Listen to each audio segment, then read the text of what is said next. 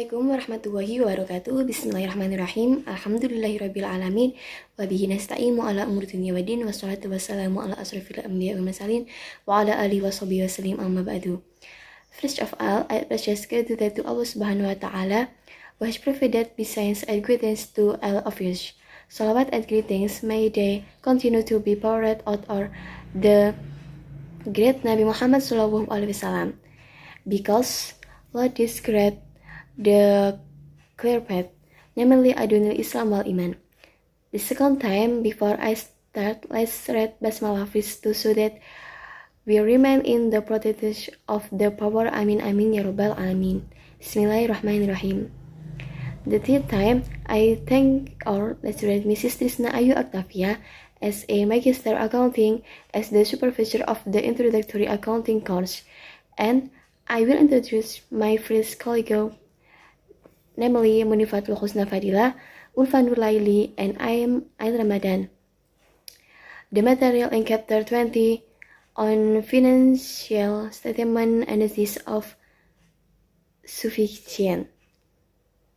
The first explanation will be explained by Munifatul Husna, and let's see together.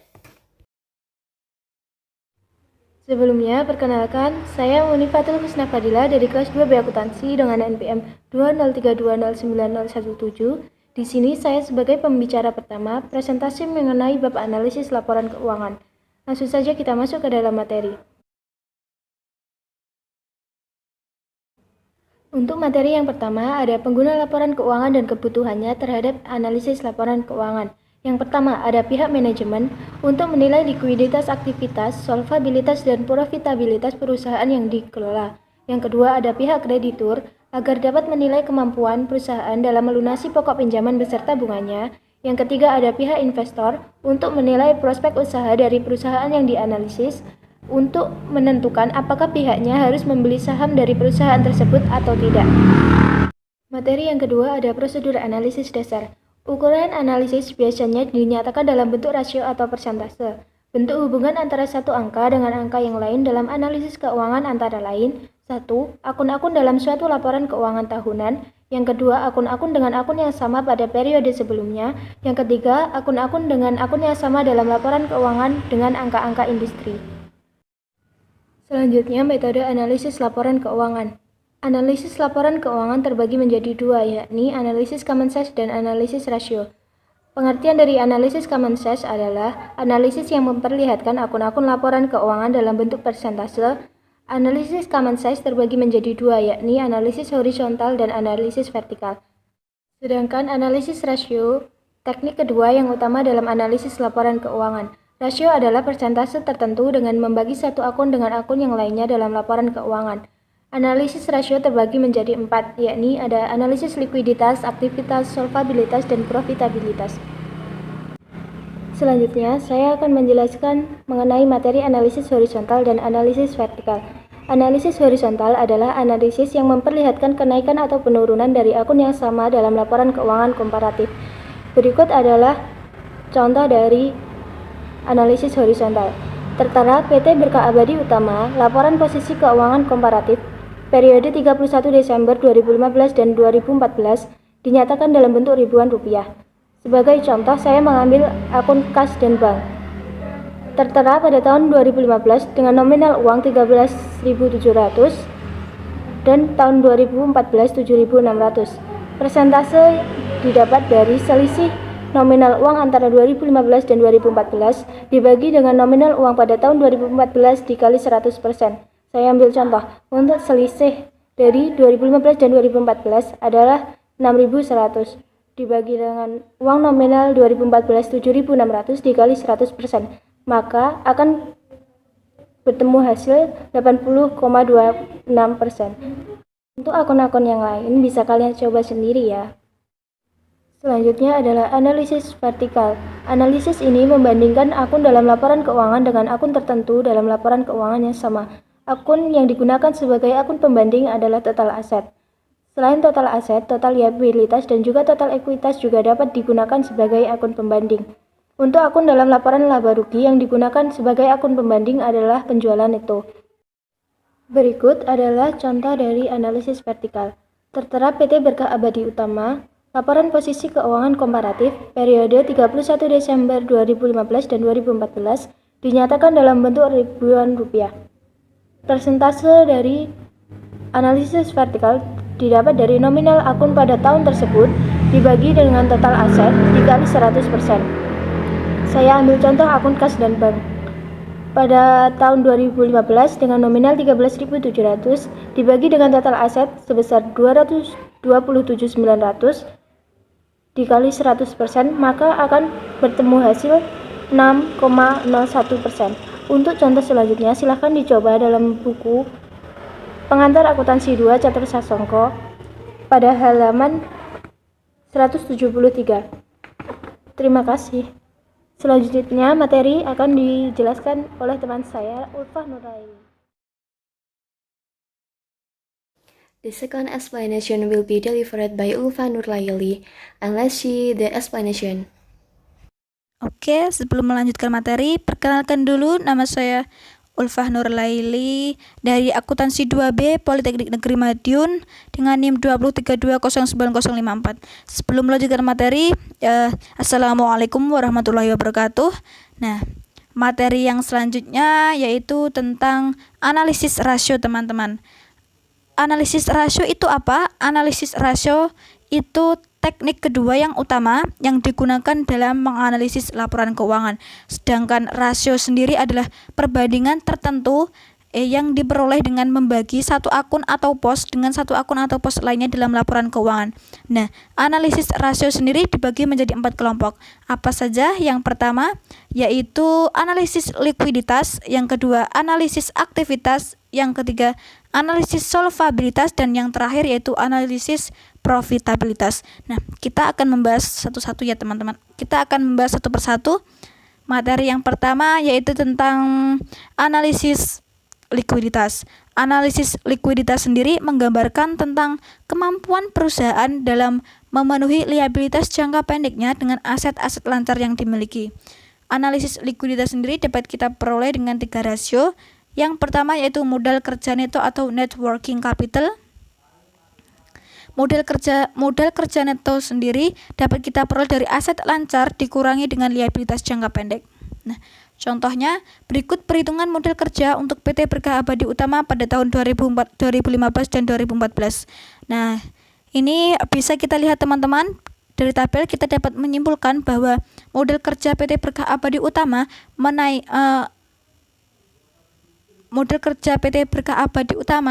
mengalami kenaikan sebesar 10 juta rupiah, yakni dari 58 juta rupiah pada tahun 2014 menjadi 68 juta rupiah pada tahun 2015. Nah, di sini ada peningkatan, berarti semakin baik modal kerja netonya. Perlu teman-teman ingat bahwa modal kerja sendiri memiliki kelemahan. Kelemahannya yaitu bahwa modal kerja perusahaan sulitnya membandingkan modal kerja perusahaan di antara perusahaan besar, menengah, dan kecil. Karena apa? Karena modal kerja menggunakan ukuran yang absolut, bukan persentase, teman-teman. Selanjutnya yaitu rasio lancar atau current ratio. Rasio lancar sendiri diperoleh dari aset lancar dibagi dengan liabilitas jangka pendeknya. Nah, contohnya berikut perhitungan rasio lancar untuk PT Berkah Abadi Utama pada tahun 2015 dan 2014. Nah, di sini rasio lancar tahun 2014 yaitu Rp106.600.000 dibagi dengan Rp48.600.000. Sehingga rasio lancar pada tahun 2014 yaitu 2,18 kali. Sedangkan pada tahun 2015 110 juta rupiah dibagi dengan 42 juta rupiah. Rasio lancarnya yaitu sebesar 2,62 kali. Nah, di sini berarti semakin tinggi rasio lancarnya maka semakin baik. Perlu teman-teman ingat interval rasio lancar yang baik yaitu lebih dari 1 dan kurang dari 3. Mengapa harus lebih dari 1? Karena jika lebih dari 1 berarti menggambarkan bahwa nilai aset lancarnya lebih besar daripada nilai liabilitasnya. Kemudian bagaimana jika kurang dari 1 dan lebih dari 3? Itu tidak baik. Karena apa? Jika kurang dari 1, maka perusahaan kesulitan memenuhi liabilitas jangka pendeknya. Sedangkan jika lebih dari jika lebih dari 3 menunjukkan bahwa manajemen perusahaan tidak mampu menginvestasikan asetnya kepada aset-aset yang memberikan nilai imbal balik yang lebih tinggi. Nah, rasio lancar sendiri memiliki kelemahan, dan kelemahannya itu apa? Kelemahannya yaitu kurang akurat dalam menggambarkan liabilitas. Karena apa? Karena masih menggunakan atau menambahkan aset yang tidak mudah diubah dalam bentuk kas. Contohnya yaitu persediaan dan biaya sewa dan biaya dibayar di muka. Selanjutnya, rasio cepat atau quick ration. Rasio cepat sendiri dapat diperoleh dari kas dan setara kas ditambah dengan piutang usaha ditambah dengan investasi jangka pendek kemudian dibagi dengan liabilitas jangka pendek. Contohnya, berikut perhitungan rasio cepat untuk PT Berkah Abadi Utama pada tahun 2015 dan 2014. Nah, di sini kita bisa lihat teman-teman, rasio cepat pada tahun 2014 sebesar 1,10 kali. Kemudian pada tahun 2015 sebesar 1,42 kali. Berarti mengalami rasio cepat PT Berkah Abadi Utama mengalami peningkatan pada tahun 2015. Nah, teman-teman bisa dilihat antara rasio lancar dan rasio cepat memiliki perbedaan yang cukup mencolok. Karena apa? Karena persediaan aset lancar nilainya relatif lebih tinggi daripada persediaan aset lainnya. Oke, materi yang selanjutnya yaitu analisis aktivitas. Analisis aktivitas sendiri menggambarkan tentang kemampuan perusahaan dalam mengelola sumber daya dan aset-aset yang dimilikinya. Nah, rasio analisis aktivitas tersendiri dapat kita pelajari. Yang pertama yaitu perputaran piutang usaha atau account receivable turnover. Perputaran piutang usaha menggambarkan tentang berapa kali perusahaan menagih piutangnya dalam satu periode. Nah, biasanya dalam satu periode itu sudah mencakup sejak penjualan barang tersebut secara kredit ditulis sampai dengan pelunasannya. Perputaran piutang usaha sendiri dapat diperoleh dari penjualan kredit neto dibagi dengan rata-rata piutang usaha. Penjualan kredit neto itu jika perusahaan tidak memisahkan antara penjualan kredit dengan penjualan tunai, maka dapat dikategorikan menjadi penjualan kredit neto. Sedangkan rata-rata piutang usaha dapat diperoleh dari saldo piutang usaha awal tahun ditambah dengan saldo piutang usaha akhir tahun kemudian dibagi menjadi 2. Contohnya, berikut rasio perputaran piutang usaha untuk PT Berkah Abadi Utama pada tahun 2015 dan 2014. Nah, ini teman-teman contohnya. Rasio perputaran piutang usaha pada tahun 2014 sebesar 5,27 kali. Sedangkan rasio perputaran piutang usaha pada tahun 2015 yaitu 7,29 kali. Nah, di sini rata-rata piutang usahanya contohnya pada tahun 2015 kita asumsikan bahwa misalnya pada tanggal 31 Desember tahun 2014 sebesar 41 juta rupiah. Kemudian pada tanggal 31 Desember 2014 sebesar 43 juta rupiah. Nah, rata-rata piutang usahanya yaitu 41 juta rupiah ditambah dengan 43 juta rupiah kemudian dibagi 2. Selanjutnya yaitu tentang jumlah hari piutang atau account receivable day. Jumlah hari piutang menggambarkan tentang baik atau buruknya pengelolaan persediaan barang perusahaan. Berarti semakin panjang atau semakin lama jumlah hari piutang maka menandakan tidak baik perusahaan tersebut dalam mengelola barangnya. Jumlah hari piutang dapat kita peroleh dari 360 hari kemudian dibagi dengan rasio perputaran piutang usaha.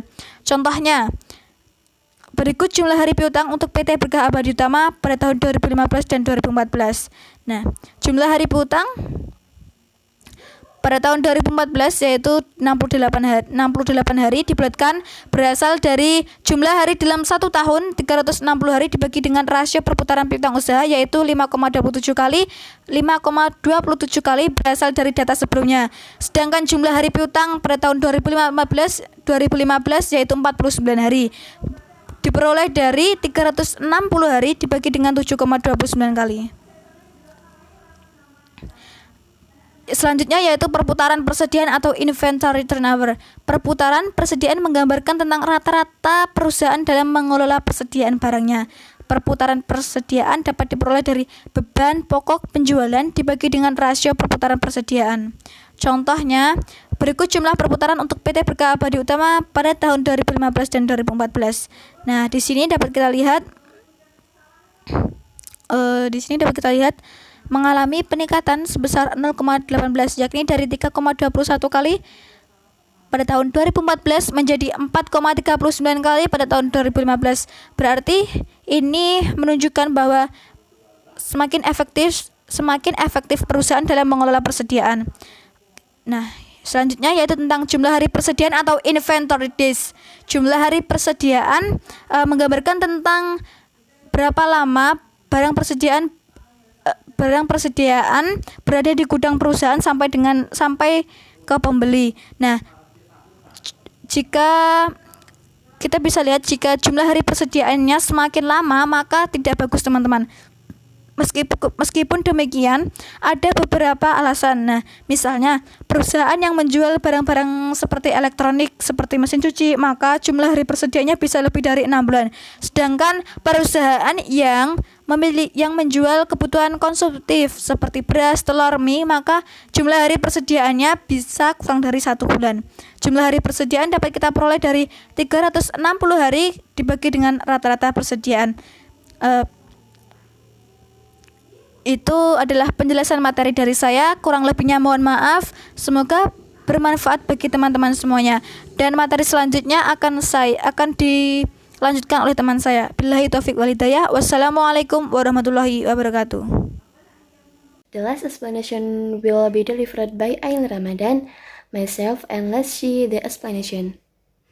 Sebelumnya, perkenalkan nama saya Ain Ramadan dengan NIM 2032091000 dari Prodi Akuntansi kelas 2B Politeknik Negeri Madiun. Di sini saya akan melanjutkan penjelasan dari teman saya. Berikut rasio jumlah hasil persediaan PT Berkah Abadi Utama tahun 2015 dan tahun 2014. Dari sini cara menghitungnya yaitu rasio jumlah hari persediaan sama dengan 360 hari dibagi dengan rasio perputaran persediaan. Kita ambil kesimpulan yaitu ada perbaikan pada tahun 2015 karena secara rata-rata diperlukan waktu 82 hari untuk menjual persediaan di tahun 2015 dibandingkan waktu rata-rata 112 hari di 2014, menandakan pengalokasian persediaan tahun 2015 itu lebih baik daripada di tahun 2014. Lalu ada perputaran total aset. Dalam hal ini menunjukkan kemampuan perusahaan menggunakan aset-aset yang ada untuk menghasilkan penjualan. Rasio ini memperlihatkan efektivitas penggunaan aset-aset. Semakin tinggi rasio perputaran total aset, bertanda semakin baik pula dalam pengelolaan asetnya. Berikut rasio perputaran total aset tahun 2015 dan tahun 2014. Cara menghitungnya yaitu penjualan itu dibagi dengan rata-rata total aset. Kita ambil kesimpulan, di tahun 2015, 1,29x artinya tiap 1000 dari rata-rata total aset menghasilkan penjualan itu sebesar 1290. Terdapat peningkatan pada tahun 2015 dibandingkan 2014. Pertanda kalau perusahaan semakin memanfaatkan aset yang dimiliki untuk menghasilkan sebuah penjualan. Lalu ada perputaran aset tetap.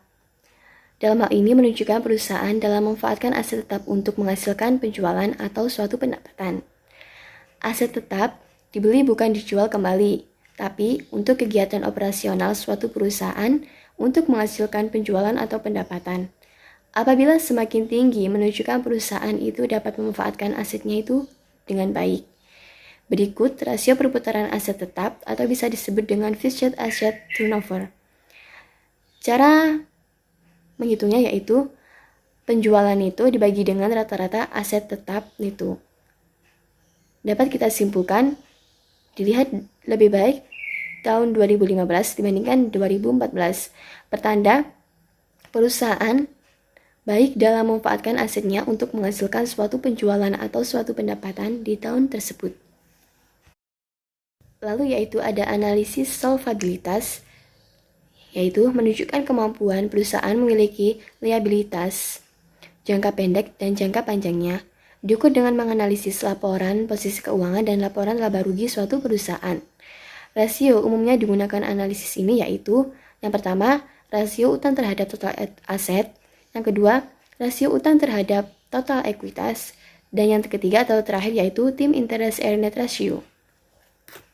Yang pertama yaitu ada rasio utang terhadap total aset, menunjukkan kemampuan perusahaan membiayai utang dan dengan total asetnya. Rasio ini memperlihatkan persentase aset yang dinilai oleh utang. Semakin tinggi rasio utang terhadap total aset, semakin besar pula perusahaan mengalami kesulitan dalam keuangan. Berikut rasio utang terhadap total aset. Cara menghitungnya yaitu total liabilitas dibagi dengan total aset. Dapat kita simpulkan di tahun 2015 menurun daripada di tahun 2014. Dari pelunasan sebagai utang obligasi oleh perusahaan menunjukkan bahwa risiko ditanggung jika kesulitan keuangan juga menurun pada tahun 2015. Yang kedua yaitu ada rasio utang terhadap ekuitas. Mengidentifikasikan seberapa besar perlindungan terhadap kreditur jika kesulitan di dalam keuangan. Berikut rasio utang terhadap ekuitas di tahun 2015 dan di tahun 2014. Cara menghitungnya yaitu total liabilitas dibagi dengan total ekuitas.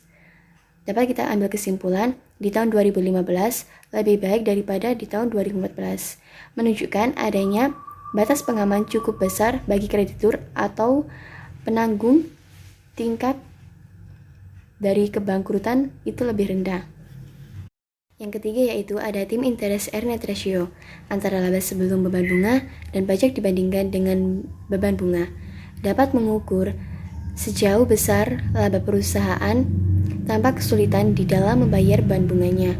Semakin tinggi, semakin besar pula pembayaran beban secara berkelanjutan. Hal ini mengukur kondisi keuangan perusahaan menjadi perhatian para pemegang saham dan para kreditur. Berikut Tim Interest Earned Ratio di tahun 2015 dan di tahun 2014. Cara menghitungnya yaitu laba sebelum beban bunga dan pajak dibagi dengan beban bunga. Dapat kita ambil kesimpulan dari tahun 2014 ke tahun 2015 ada peningkatan dan pertanda perusahaan terus membayarkan besar beban bunganya secara berlanjutan. Lalu ada analisis profitabilitas yang menunjukkan kemampuan perusahaan menghasilkan keuangan atau laba dari kegiatan operasionalnya.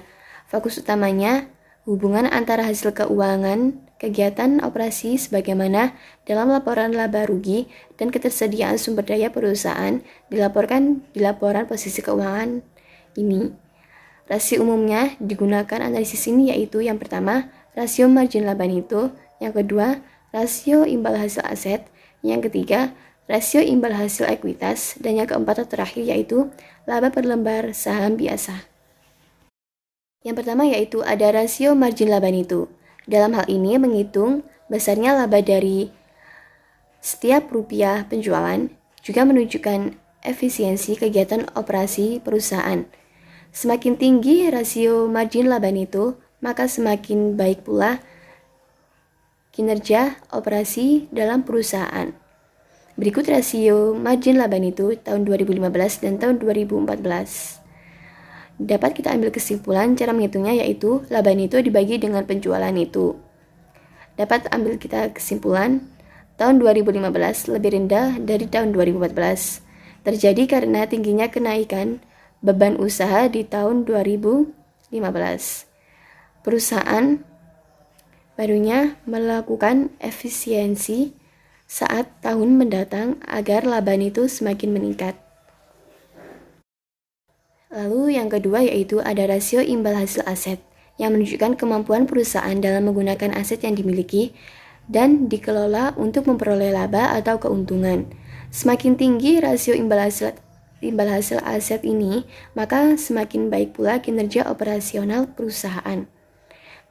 Berikut rasio imbal hasil aset di tahun 2015 dan di tahun 2014.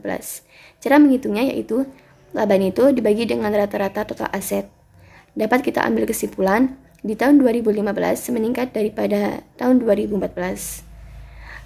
pertanda perusahaan dapat memanfaatkan asetnya untuk menghasilkan suatu keuntungan atau suatu laba. Yang ketiga yaitu ada rasio imbal hasil ekuitas, menunjukkan kemampuan perusahaan memperoleh keuntungan di tiap rupiah yang diinvestasikan oleh pemegang saham perusahaan. Semakin tinggi rasio imbal hasil ekuitas, baik pula kinerja operasi suatu perusahaan. Berikut rasio imbal hasil ekuitas di tahun 2015 dan di tahun 2014. Cara menghitungnya yaitu laba neto dibagi dengan rata-rata total ekuitas. Dapat kita ambil kesimpulan di tahun 2015 meningkat daripada di tahun 2014. Keempat atau terakhir yaitu laba per lembar saham biasa, yang paling sering muncul dalam pemberitaan menyangkut bisnis atau indikator profitabilitas perusahaan. Dalam hal ini dimaksudkan bagian laba perusahaan untuk tiap lembar saham biasa yang memiliki nilai yang beredar. Berikut laba per lembar saham biasa di tahun 2015 dan di tahun 2014. Dapat kita ambil kesimpulan, di tahun 2015 ini mengalami kenaikan dibandingkan di tahun 2014. Sekian dari saya. Assalamualaikum warahmatullahi wabarakatuh. I am the representative of the group who would like to say thank you very much and happily we will always given help and fluency in various matters. Before I am here, the conclusion will be read by my friend, namely Munifatul Husna Fadila. Gimana dengan penjelasan kami semua? Kalian paham kan? Kalau belum paham gini deh, aku kasih kesimpulannya. Dari sini kita dapat menarik kesimpulan bahwa analisis laporan keuangan dapat didefinisikan sebagai suatu kegiatan yang menganalisis atau meneliti laporan keuangan sebuah perusahaan dengan cara membandingkan unsur-unsur pada laporan keuangan periode berjalan dengan periode sebelumnya atau dengan angka pembanding lainnya yang akan menghasilkan beberapa perubahan yang terjadi dalam sisi finansial perusahaan. Selanjutnya, waktu dan tempat saya kembalikan kepada moderator. I think the delivery of the material in chapter 20 on financial statement of analysis is sufficient. If there is a wrong word in that I say or something else from my group as a moderator, I apologize as much. That is all. Thank you. Wassalamualaikum warahmatullahi wabarakatuh.